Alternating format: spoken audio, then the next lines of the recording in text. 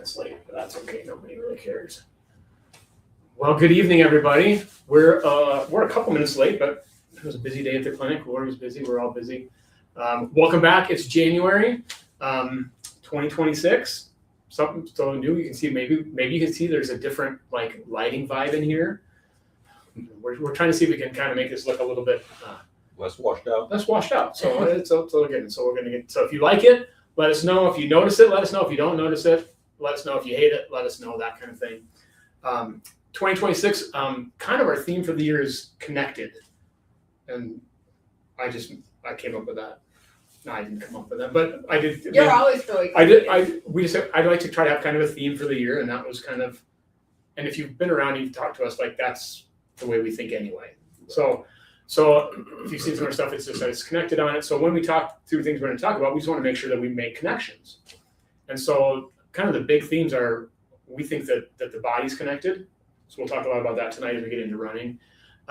There's different systems that are connected, different body parts are connected. It's all connected. We think that we need to connect with other disciplines. So there's certain things that we can't do as PTs, so we connect with other people. And then we also think that connecting with our patients kind of on a one-on-one basis is very important. So when we treat patients, we have our patients and we connect, and we have one-on-one hour-long sessions with our patients. So that's kind of our philosophy in treatment anyway. So that's kind of what we're going to highlight, as the year goes by. Today, we're going to talk about running, primarily because Lori's doing a running talk at a local shoe store early next month. When are you doing the talk? So if anyone in the Lincoln area, if you guys want to come, I'm going to be doing a talk at Fleet Feet on, I believe it's Thursday, February 5th at 6:30. Ann and I are going to be going out and talking to runners to help get them ready for the Lincoln Marathon in May. Ann's going to go with you. Ann's not in here. She's in the building. She's still seeing some patients. So this is out on the fun part of cocktails and conversation. So as far as what we're drinking, I'm drinking liquid IV, sugar-free with creatine to help my brain during perimenopause. She's getting wild today. Liquid IV between us, and the rest of us we're dumb enough. We can drink whatever we want. Winter ale. Dave's got his mule.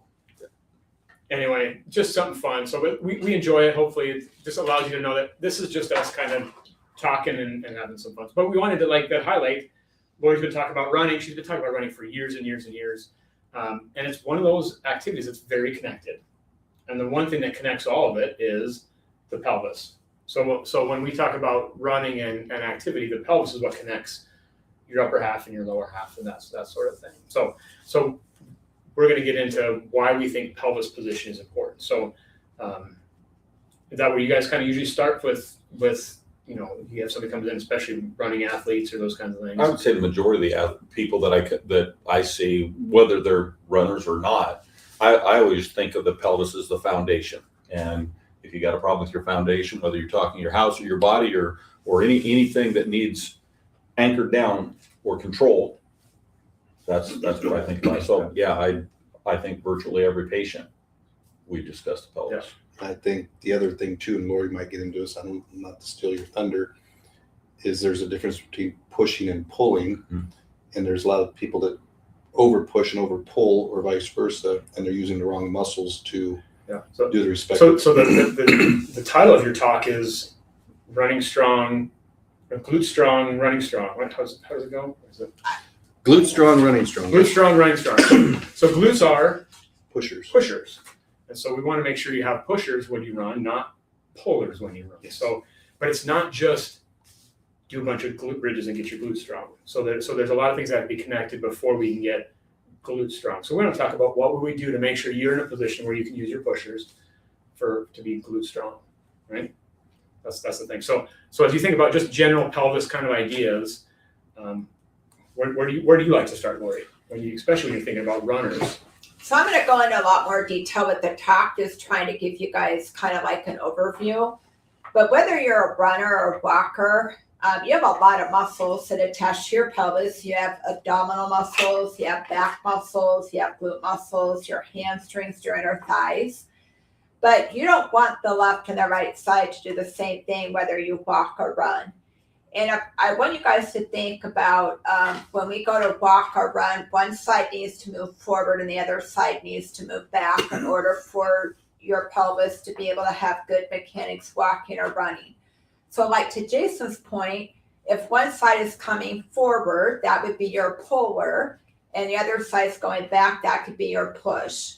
I'm going to push forward. So I'm going to push with one side. You don't want the left and the right side to do the same thing.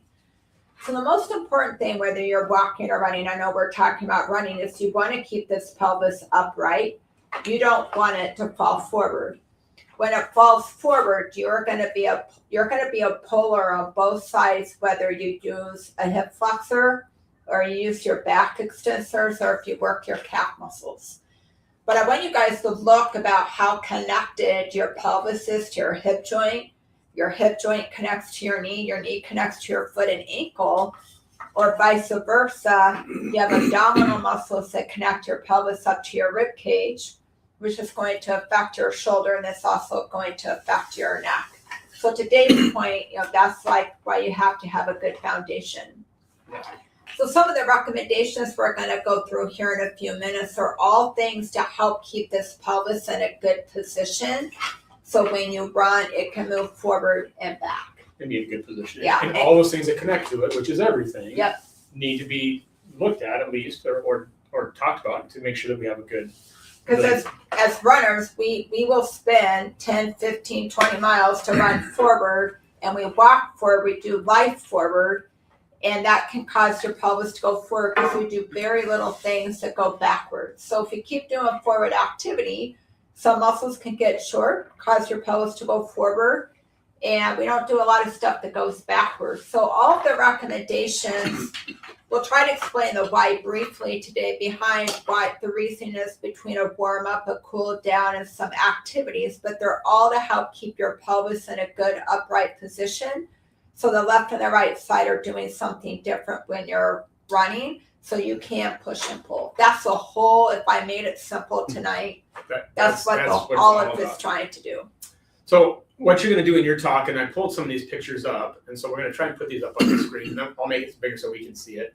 Is we take to put pictures of runners up on the screen, and I don't know how long was it that you guys So took these pictures? if you pull the picture up, this was in the Lincoln Marathon. This is at mile 10, and this was the faces are not blocked out. So this was several years ago, so hopefully no one recognizes themselves. But what I want you guys to do, if you guys look at the gal in the white shirt, you can see how her left pelvis is going back and her right pelvis is coming forward. And that's pretty good mechanics. Yeah. So The she's gal got in the glutes, white- she's pushing. Yeah, she's pushing with her left foot and she's pulling with her right side. So she's pushing with her left glute and pulling with her right hip flexor. And that is good mechanics same because the time. left and the right side are doing something different. Now, if you look at the gal back behind the gal in the white shirt, and you look at the gal in the blue tank top, you can see that she's on her left leg, but her left pelvis is forward where her tag is. When she's on her left leg, that pelvis should not be coming forward. She's pulling with her pelvis on the left. And when you're putting weight on your whichever leg you're on, you want that pelvis to be going back, not going forward. You can also see that she's whipping her left leg because her right side is going back and her right side should be going forward. So she is not in a good biomechanical position on her left leg. So she's running gluteless on both legs. Yes. Right. So we're saying she is not. And I also look at the guy in the orange shirt. And he has no glutes either. Yeah. Easy right. And so you can see that guy in the orange shirt is kind of in the same position as the gal in the white shirt, As far but as the he's stride at running, toe right? off. And on the left side, the guy in the orange shirt, his pelvis is coming forward and it should be back. Yeah, so his pelvis is forward on the left side, and kind of the same position the gal in the white. Her pelvis is back on the left Right. side. And so the guy in the orange shirt's incorrect. So he's a Pulling. puller on both sides. Yeah. So He's pulling it's with kind his of, and of course, this Well- is mile 10. Right. Well, I think one of the things too, you already talked about just even the interaction, the relationship with shoulders. And when you look at arm position, arm swing, and even if you look at their necks, the gal in the white, she's fairly relaxed. She's breathing well. The other folks do not have good arm swing. You can tell their necks are really involved. There's a lot of compensation going on. Good thing there's no pictures of us. because Oh, I'm my sure gosh. I'm sure they'll be great. This one is another gal that. Speaking of necks, Right, Yeah. exactly. Right. So she her back leg, her right leg in this position is still in a flexed state, even though it's behind her, because her pelvis is so. Talking about that pelvis being kind of dumped forward. She's been going forward for a long time. Can they see me? But yeah, they can see Okay. it down in the So bottom. you can see that her pelvis is tipped forward. So both her left and her right side are in the same position. And that forward position of her pelvis is going to cause her to have a really lordotic back and cause the mid back to be straight, which is why she's in the neck position that she's in. So that's a kind of, again, no hip extension, no pushing on She's on her the toes. inside, she's on her toe. But God love her, she's running a half marathon, which is wonderful. And we don't know these people. These were just, I think you and Ron and Ron and Jen were off or to the Jen, side, yeah. We're and just- I was running I was in gonna this say, you were race. running they down do the ran No this one, pictures yeah, with me. yeah. There's no, yeah. They'd be great, perfect There's no pictures pictures of you in there? if we had pictures of Lori. Pardon me? No There's no picture. pictures of me. So if you look at this picture, if you look at the gal, I don't know if you can, look at the gal back in the blue shorts with the Yeah. orange top on the right side of your screen. She is getting kind of towards like late stance, and her left side of her pelvis is coming forward, and that should go back. So both Similar the to left and the Galvin. right side of the pelvis are doing the same thing, and they're both coming forward on the left side. So she's pulling on both sides of Similar her to gal pelvis. with the big whip on Yeah. the fur. Far Yeah. left, look at the gal And on then the far left. Right. is doing this kind of the same Yeah. thing.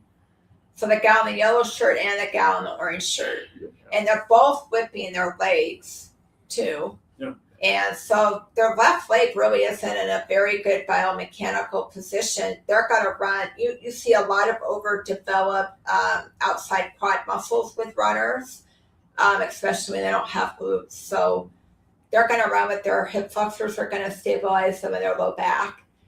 The guy in the middle is everything is going the same direction. He's pulling with hip flexors and back extensors, and probably with his neck as well. And I think too, Lori, you always use this analogy, like the gal in the yellow shirt and the gal in the blue shorts, their car is going into the ditch. Mm-hmm. Yeah. I mean, it's another analogy because Well, the their guy, whole pelvis is oriented to the right because their Yeah. left pelvis is coming forward.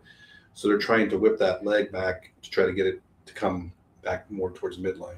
and that poor guy in the middle he's got a wrap around his right calf Shin. and his Right. right shin, and he's making holes in the concrete with his right leg, and you just kind of almost hear him coming down the street. But I think, of course, these are snapshots of the moment in Yeah. time. But Yep. Right. but obviously they're running. They can run farther than I can run. Yep. Right. But we just want people but they're to not run doing with it. good mechanics. Yeah, they're not doing it efficiently. So they could be faster if they were using glutes. Probably they could probably be more pain-free. Well, we don't know if they hurt. Maybe they don't even have any pain at all. But And have more years Efficiency. of running. more efficiency, more longevity, Right. can run further because they're not gonna wear things out, and hopefully faster and funner, right? If you're I not think hurting, too, you're- Lori, you're you've fun, ran so. for so many years and you've been around running. I mean, it's not that we're trying to nitpick stuff. You could always find something wrong with someone's running style. It's not going to be a perfect. Right.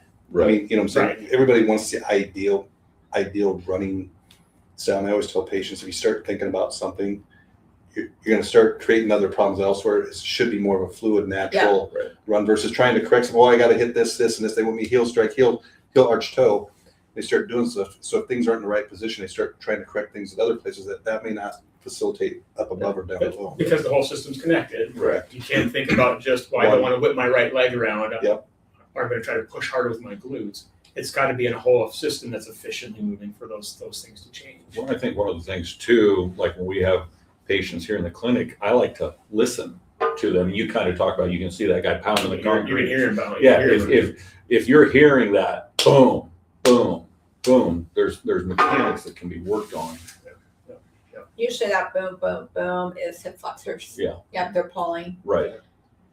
Okay. Yeah. So those, I thought that it's just kind of fun to go through, Yeah. and you can kind of see it if you start looking. And of course, we pick the end of a half marathon and they're already tired and their mechanics Right. are probably shot. So I mean, in all fairness, it is what it is. But it really hopefully gives a snapshot of we want that system to be a little bit more efficient. Right. So you've kind of developed a program that when you go through this talk, and you've used it before with runners at Concordia here in town or in Seward, close by, and I think it seems like they found it very helpful, and I think we found it helpful using it in the clinic. Mm. Well, I probably have done well over 20 running talks plus, and what I've learned is I can be a word vomit or give too much information. I get into too much detail, so I really tried to simplify it to help people to have good mechanics.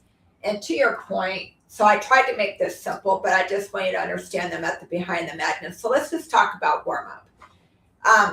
Your warm-up should be dynamic. If you look at research, individuals that did more static stretching actually were more prone to injury than people that did more of a dynamic warm-up. But you're going to see a dynamic warm-up. I don't want skipping. I don't want high knees because that's going to reinforce more forward movement activity, which is more pulling of hip flexors. I want to create a push-pull. So can you pull up the warm-up? Yeah. So you developed this just an easy handout. That's cool now. Here's warm-up. So here's the warm-up. So it's going to take you through your body. Your pelvis has got to work in 3 different planes of motion. And so the top image is me with the patient, and I call it a toe squat. So you bend over, you touch your toes. And when you do that, you round out your back, and you're going to squat down. You squat down to allow your pelvis to be upright and come back up.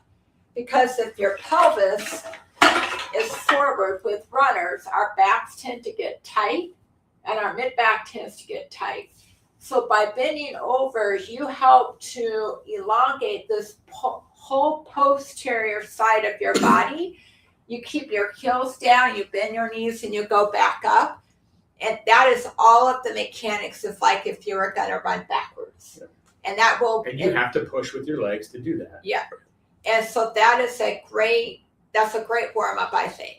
And then I do this, it's my opinion. Yeah. And then and it's not just the top right picture. It's not just bend over and touch your toes as a warm up. Right.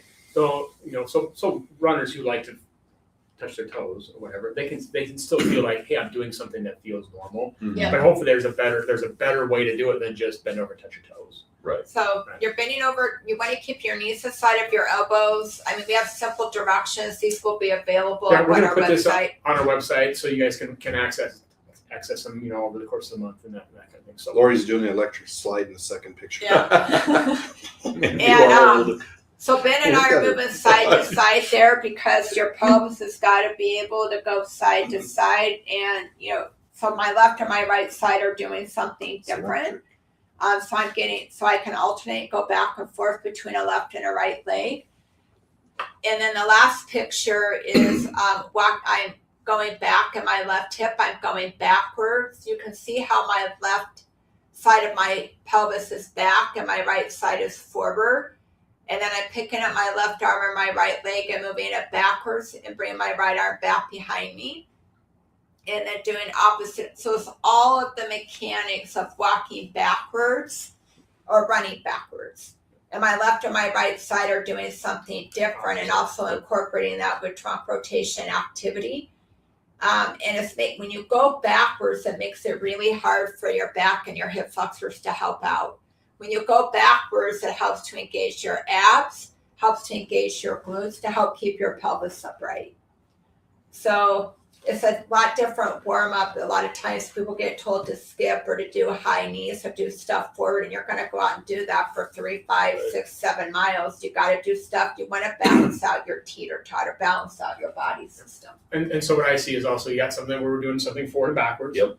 Something where you're doing something side to side, and something where you're doing something twisting. So the 3 different planes of movement, as we call it. It's of course nothing directly one or the other, but it gets all those different areas in which we want to make sure that we're doing. Right. And again, for people that are in Lincoln, I mean, I'll go in through the detail on the why. It's fun to pull people up and show them what this position can do with your pelvis to take you in and out of a position. So it's a lot of fun to go into more detail in a more thorough talk. With those top pictures, one of the things, and I know you kind of touched on this, but I always like to make sure his back is nice and rounded. And a lot of times people try to do that bend over and they're flat in the back. Well, now you're just a hinge. And now you've gone from doing something dynamic to actually something static, and now you're stretching hamstrings. You're losing stability. Right. So that being able to have your back become rounded, True. it's a totally different activity if your Well, back is flat compared to rounded. It's still dynamic if you're bending and straightening your knee, but you don't want to do it and hinge at your hip like Right. Dave's saying, because now your pelvis goes Exactly. forward. So now you're not going to get the benefit of keeping your pelvis upright if you That's- round out that's your not mid back. It's not a deadlift. Yeah. Right. It's a warm up. Well, So it you do should this be. before they run. Right. Should be, yeah.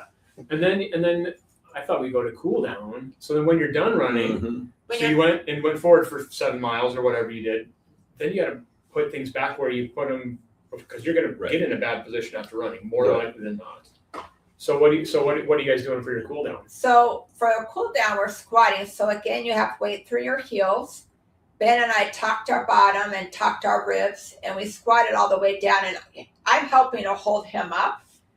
I can do a full squat. My running partner and I do that after we're done running. You know, you can hang on to a pole because a lot of times, can I move this table out of the way?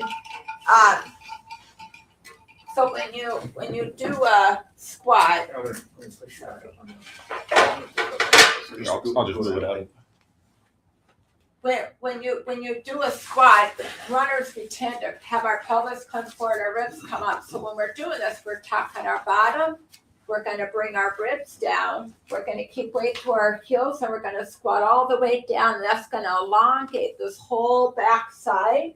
And we should be able to come down after a run. And this is all the mechanics like you're running backwards. But sometimes people can't get into that deep squat without falling Especially backwards. after a long run, you might. And be so you sick, can right? hang on to a pole, or Ben and I are hanging on to each other's hands to help so we don't fall down with that activity. I squat after weightlifting, I squat after running.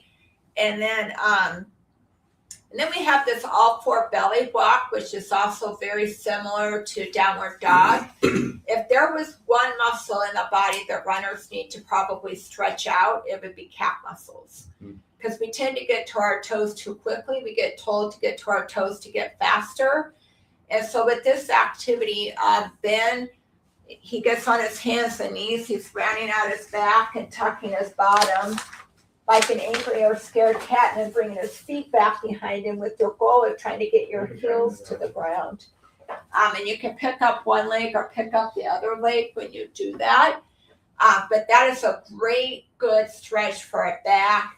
A gentle stretch. People tend to feel it most in the calf muscles. You can see in the picture that Ben can't get his heels to the ground, but the goal would be to get your heels to the ground when you do that. And then the last one is a hip flexor stretch. And this one, you just want to make sure that when you do it, you're keeping your bottom tucked. Yeah. And when you lean forward, you don't want to untuck your butt. You want to keep your bottom tucked and lean forward and feel your hip flexor You can stretch. see in his picture, because he's not in a lot of hip extension because Right. he's keeping his pelvis tucked, and he's going to feel a good pull in that, which is good to do. So there's a couple of stretches that we're actually doing, but after you run, and those muscles have been engaged and overworked for Static stretching is better post workout. You guys are going to notice I'm not having you stretch out your hamstrings. If there was one tip you could get from the four of us at this talk, is don't stretch out your hamstrings. A good hamstring length would be having your hamstrings at 80 or 90 degrees. Your hamstrings attach here on the back of your pelvis. They come down and attach on either side of your knee. They help to bend your knee, and they help to take your thigh bone or your femur and pull it backwards. But a lot of people don't realize that your hamstrings attached here on your pelvis help to keep your pelvis upright. So I want you to think about your muscles. If you stretch and you stretch and you stretch your muscle, think of it kind of like a rubber band and you overstretch it, guess what's going to happen to your pelvis? Your pelvis is going to fall forward. If your pelvis falls forward, your glutes aren't going to be in a good position to work for you. Neither are your hamstrings. So you're going to have to overwork hip flexors and a back to push you forward to run. And you're not going to be able to get good power from your glutes to help push you forward, to help you to run forward.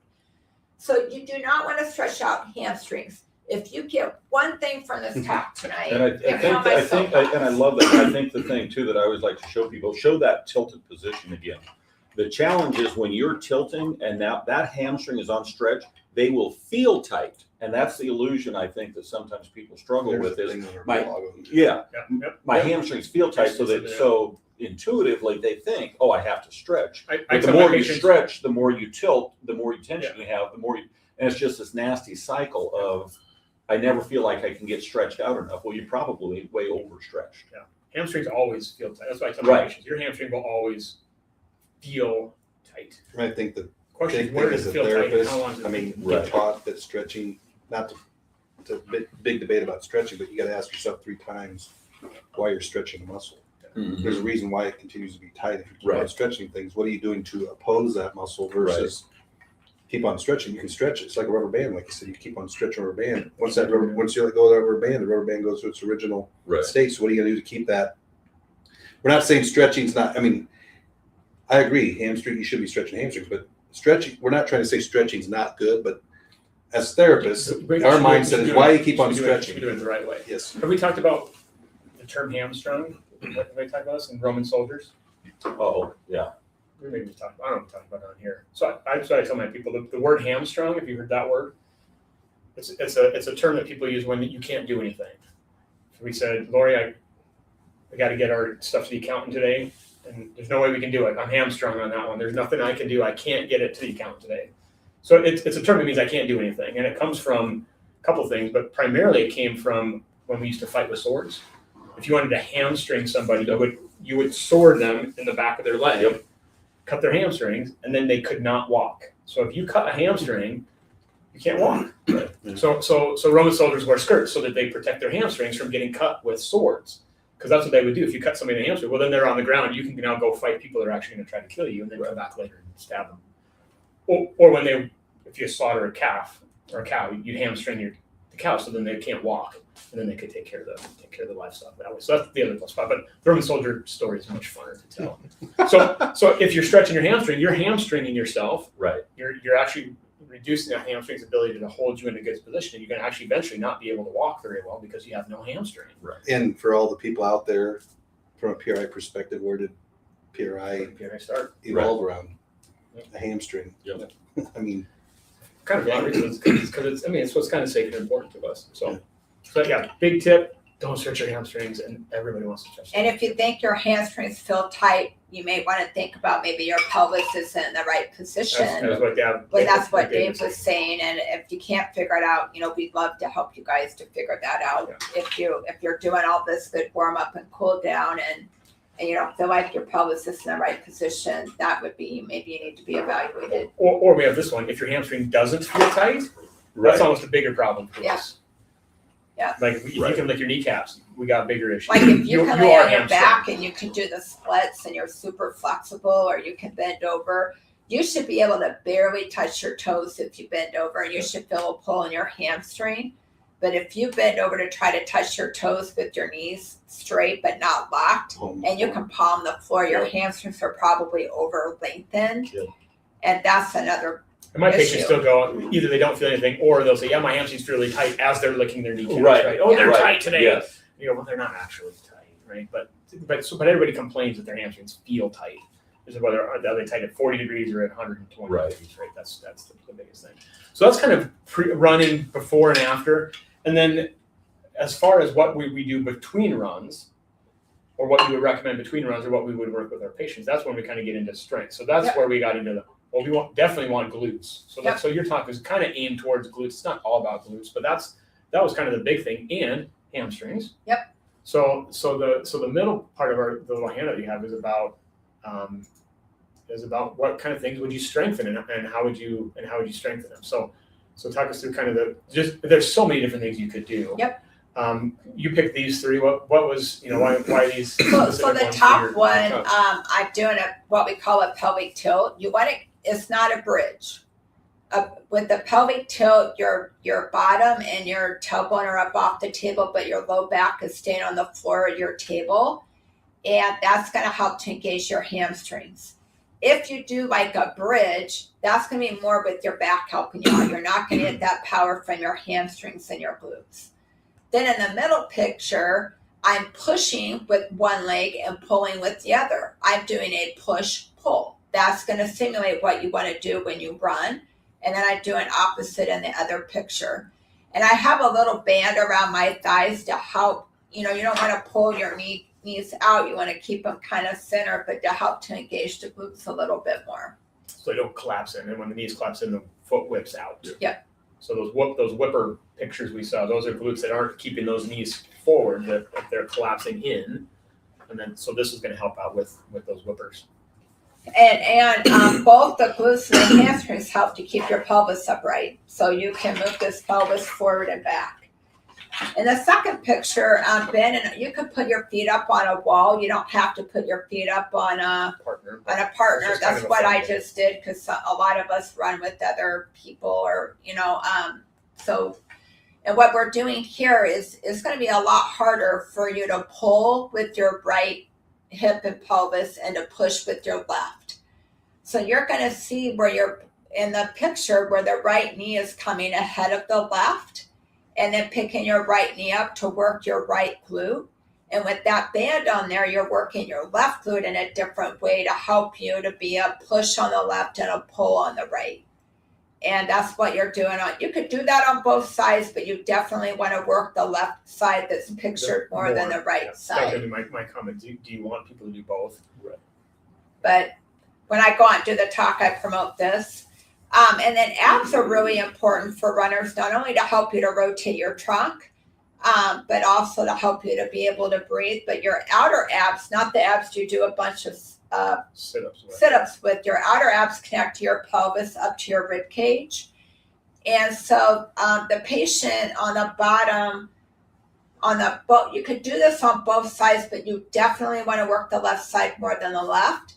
You're going to see how the right foot's in front of the left, because we want the left pelvis to go back, and the top leg, we want that pelvis to come forward to help get the bottom abs engaged. If you look at the second picture, the right leg is in front of the left, so the left hip is back, the left pelvis is back, the right pelvis is forward to engage the left abs. You want to work the second picture more than the right picture on the right side. You're probably going to notice that one's a little bit harder anyway. So, which backs into some like the connectedness that we see. The right side and the left side are connected, but they're not the same by default. We're trying to help balance them so the connection between the two sides are better. So, and of course, there's so many more exercises that you could use for doing, but those would be the kind of ideas of simple things that runners could do. But these are just 3 things that are simple and easy that you don't have to have gym equipment to do.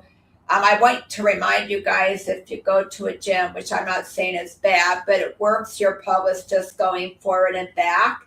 And your pelvis has to go forward and back. It needs to go side to side, and it needs to rotate. Specifically for runners. Right? And so a lot of these exercises are trying to get, if I go to a gym equipment, you're not going to get that forward and back pelvis position like you are with these techniques. It's going to simulate more of a running activity for you. Excellent. So some other tips that I would give you that I'll talk about in the talk would be, wearing good shoes. We're going to be talking about that in February. Yeah, February. So our next month. So we won't go into a detail about that, but shoes can really change your mechanics of your pelvis position, because it changes the awareness of your brain, and that can affect your pelvis position. Try not to stare at the ground. Runners, we tend to stare at the ground. But when you stare at the ground, that can cause your body weight to shift forward for weight to get on the ball of your feet. And when your weight gets on the ball of your feet, that can cause your pelvis to go forward. So you want to try to look straight ahead. I don't want you to stare and fixate, look around. And it doesn't mean you can't look at the ground for 3 to 5 seconds so you don't trip over a pothole or something. Especially if you're on an uneven surface. But we just don't want you to stare and fixate there for the entire time that you run. And if you look at a lot of runners stare at the ground when they run. Mm-hmm. So, and then, if you get out of breath, if you're doing speed work or hill work or something, bend over to put your hands on your thighs. That helps to get your ribs to come down, to help keep your pelvis upright versus putting your arms up overhead, which can cause your pelvis to come forward and your ribs to go up. Which is, I was at a cross country meet not too long ago, and well, it was a couple of years ago, I guess, when Carter was running cross country, and get to the end of the race, and still to this day, as soon as you cross the line, all the coaches were telling the kids, well, you got to walk around like this, put your hands on your head, put your hands on your head. And if any of them kind of bent over, put their hands on their knees, like the coach would come up to them and like, nope, hands up. So it's it's complete opposite. It's complete opposite. I think there's actually research. There was a research article. I don't know when I saw that you do recover better in that hands on knees position. Yeah. I think the other misconception, I know we're obviously pelvis biased, but I think a lot of times runners think it's from the ground up, so they start thinking it's a foot. Yeah. And that's how Dr. Coughlin and Ron basically kind of united, because there was a lot of patients that Ron would see that Dr. Coughlin would see, and he was doing stuff at the foot, and Ron would do stuff at the pelvis, and all of a sudden things would correct the foot issue, and vice versa. There was things that we couldn't get done with the pelvis, and we'd send to Dr. Coughlin, which is a podiatrist. And I think the other thing too is, don't just think if you have from the knees down that it's a foot up. I think there's a lot of times there's pelvis related issues that can correct shin splints. There's Absolutely. plantar fasciitis, It's like- all those things. It's So all connected. all those things It's are all always connected, you're right? isolating the one spot of pain or where the pain is, but it's far removed. That's never where the actual Correct. issue is. But I think a message to be taken is, don't just think it's a foot problem. That's where the pain's at, but they're treating the pain, and the vast majority of general orthopedics will just look at a foot. That's why we just stay And connected, connected, right? yes. Right. Where it says it, we care where you hurt. That's what we're taking Yes. care of, but that's not So usually think of the problem. outside, there might be some things. So there's people out there struggling with shin pain, foot pain, whatever, and you've done numerous things, orthotics, shoe wear, whatever. It may not be the problem. It could be something going on with the pelvis. So we got good to see you guys on. It looks like that's Joan that made that comment, even it's on Ron's Facebook account. I don't know. So if that's Joan, thanks for watching. We're glad you're here. Thanks for coming. If you're here and you want to comment, or you watch later and you want to comment questions for us, comment questions and we'll answer them on here, or give us ideas for things you want to talk about later. I mean, if it's Ron, thanks Ron for commenting. I've been pretending to be Joan. It's good. It's good to see. It's good to have people there. And as always, if this is helpful for you guys, let us know. We enjoy doing it. I mean, it's just fun for us to get together and sit and talk about something. And like I said, next month we'll talk about shoes. And I think we're gonna have a chance to sit down with Lori, our shoe rep gal, and kind of really dive into what's going on in the whole shoe industry. And that's a whole other conversation. So that'll be next month. But this month, if you got running questions, or if you're runners, and a lot of us New Year's resolutions are getting back in shape, and people are training for marathons and that kind of stuff. So. If you're in Lincoln again, Ann and I Lincoln. will be talking at Fleet Feet on Thursday, February 5th at 6:30. Later this week or next week, we'll get all the warm up, cool down, We'll and put that the online strength for you guys. exercises up there. And a local college, their cross country team used that, and it was really helpful for them this past year. And one of their runners worked with Ann. I think he worked with Ann, and Ann sat down and did a conversation with Vaughn about what they worked on together and how it helped him. He ended up competing at national cross country meet here recently, and really says a lot of stuff he did. The same stuff we're talking about was what things that really helped him get over some injuries and allowed him to run at a much higher level than he even thought he would. He thought he was going to PT for injuries, and he actually ended up getting better at running by the things that he and Ann did. So that'll be a conversation that she sat down and talked with Vaughn, and that'll come out here later this month too. So just a good story of a runner that started with this running talk that Lori did at Concordia and ended up here and ended up in Florida running at national cross country meet. So kind of a fun little story. So look out for that too. So thanks again for watching. If you have any other questions, like I said, feel free to email us or just comment on these videos, and we'll talk to you later. Happy 2026. Happy 2026.